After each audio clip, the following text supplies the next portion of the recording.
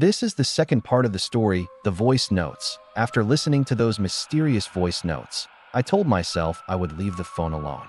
I even put it away, but I couldn't stop myself. There were more recordings, each one worse than the last.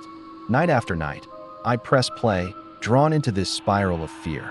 The voice was always the same, a terrified whisper that seemed to echo in my own mind. He's closer tonight. He's watching. I can feel him. The words sent shivers down my spine as shadows flickered in the corners of my room, and a faint breathing sound seemed to hang in the air, almost right behind me. Then I noticed something strange in my own apartment, a reflection in the mirror that was just slightly off, a feeling of being watched that I couldn't shake. The voice, the warnings, it matched everything I felt. The recordings warned not to look in the mirrors, and I found myself avoiding my own reflection.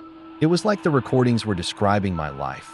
Soon, I started recording my own voice notes, copying what I heard. I thought if I repeated the words, I could control it, understand it. I thought it was safe. I was wrong. The act of recording seemed to invite it closer, blurring the line between the voice on the phone and the thoughts in my own head. And then I saw it. The final recording, dated tomorrow. Scheduled, tomorrow 2:03 a.m.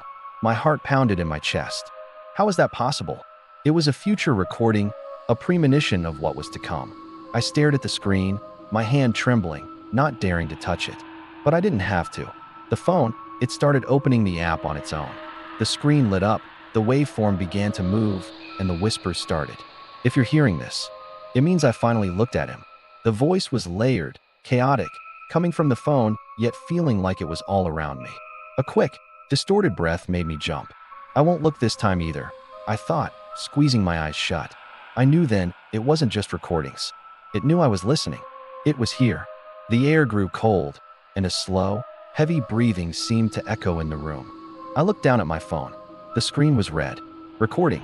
The timer was counting up, all by itself. And I heard my own voice coming from the speaker, saying things I hadn't spoken, whispering warnings I hadn't thought. And then, I realized it was behind me. And then, I realized it was behind me. Watch out for part 3.